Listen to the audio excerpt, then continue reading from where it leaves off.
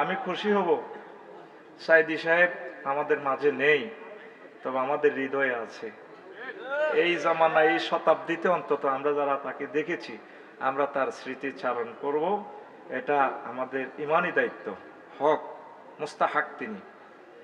আর ওনার সন্তান যেহেতু এসেছেন, আমি আপনাদের কাছে কর জোড়ে বিনীত নিবেদন করব, উনি আমাদেরকে দোয়া করবেন।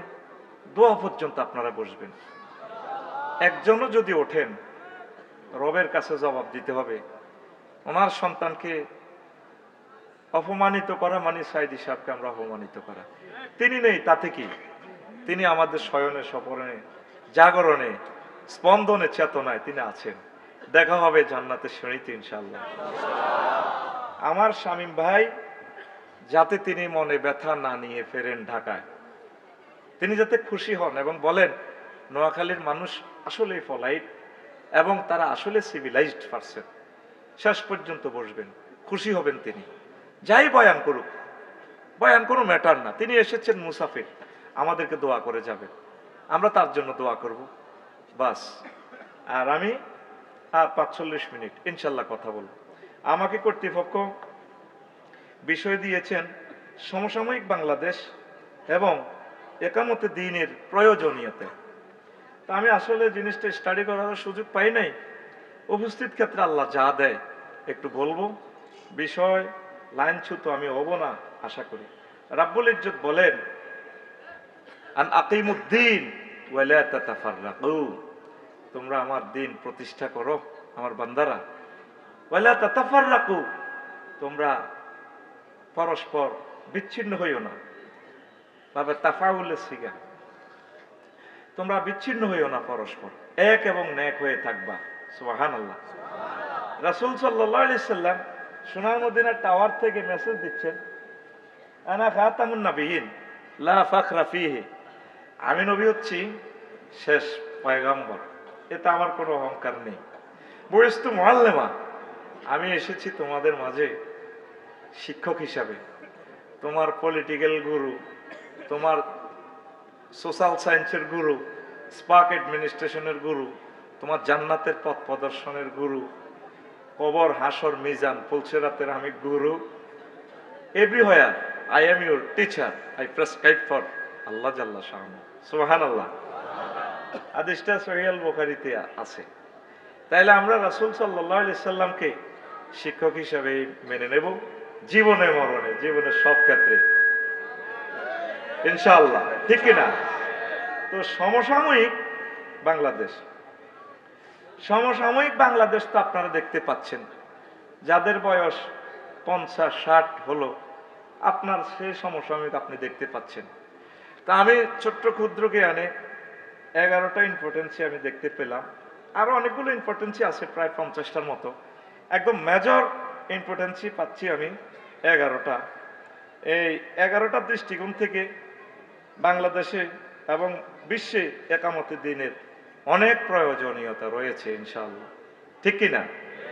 তাহলে আমরা পরস্পর বিচ্ছিন্ন হব না।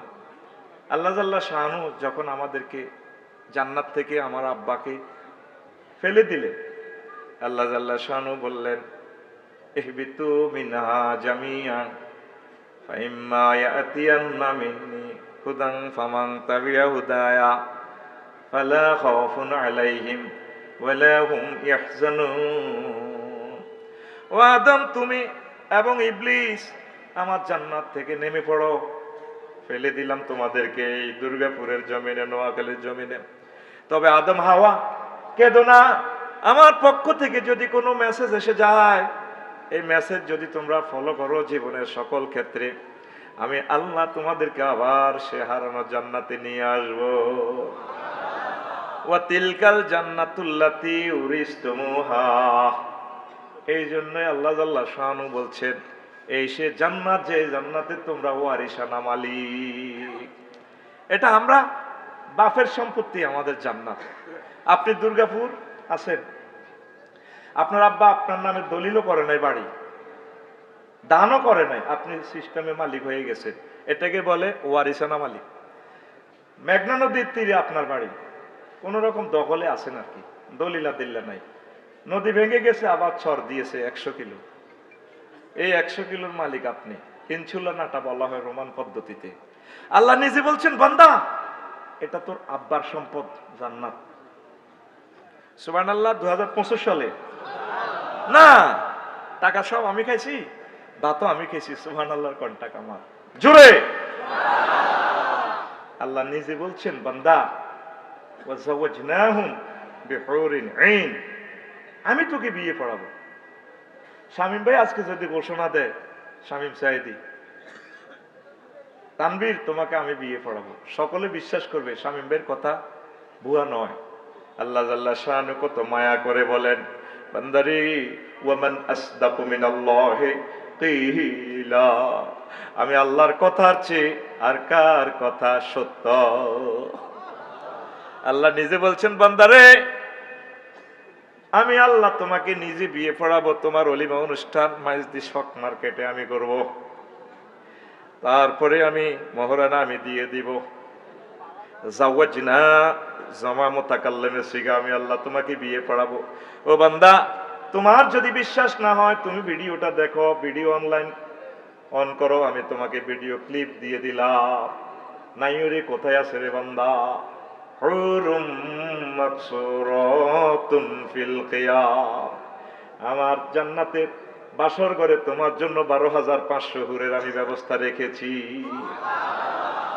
এরবার আল্লাহ জাল্লা শানু বলেন, বান্দা তোমার দুর্গাপুরের ওয়াইফ যাকে তুমি বিয়ে করো, এগুলা তো পুত পবিত্র নয়। আল্লাহ জাল্লা শানু মহাগ্রন্থ আল কোরআনে 4টা মেসেজ দিয়েছেন, বান্দা আমি তোমাকে যাদের সাথে বিয়ে করাবো তারা পুত পবিত্র। এরকম অফার কোরআনে কারিমে 4 জায়গা দিয়েছেন আল্লাহ। ওয়াজওয়াজুম মুতাহহারা, পুত পবিত্র মহিলা। 4টা আয়াতে আল্লাহ বলেছেন, আজওয়াজুনের সিফাত মুতাহহারা নিয়ে এসেছেন। সেখানে আল্লাহ বলছেন আজওয়াজুম মুতাহহারা। মুফাসসিরিনে কেরাম লেখে, ও দুনিয়ার মানুষ, জান্নাতি হুরেরা কিসের থেকে পুত পবিত্র শুনে লও, বুঝে লও। মুতাহহারাতুন মিনাল আরাকে ওয়াল বুসাত ওয়াল বুসাত ওয়ান নুখামাত ওয়াল হাইজ ওয়ান নিফাস ওয়াল বাউল ওয়াল গাউত ওয়াল মানিয়ে। জান্নাতি মহিলারা পেশাব থেকে, পায়খানা থেকে, হাইজ থেকে, নেফাস থেকে, গাম থেকে, শ্লেষ্মা থেকে, কাশ থেকে, তারপরে বীর্যের দুর্গন্ধ থেকে, গাম থেকে পুত পবিত্র। এরকম আয়াত আছে মহাগ্রন্থ আল কোরআনে 4টা। কয়টা? আমার কষ্ট লাগে তরুণেরা, মহাগ্রন্থ আল কোরআনের এই অফার, আল্লাহ জাল্লা শানুর এই অফারকে রেখে মোবাইলে শোনে। রূপসাগরে ঝলকে মারিয়া, কিসের রূপ? এখানে তো কিসের রূপ? সব এসকারা। কথাটা এভাবে বলার দরকার ছিল, হুর জান্নাতের ঝলকে মারিয়া পাগল করবে তোমারে, একবার খুলে দেখো।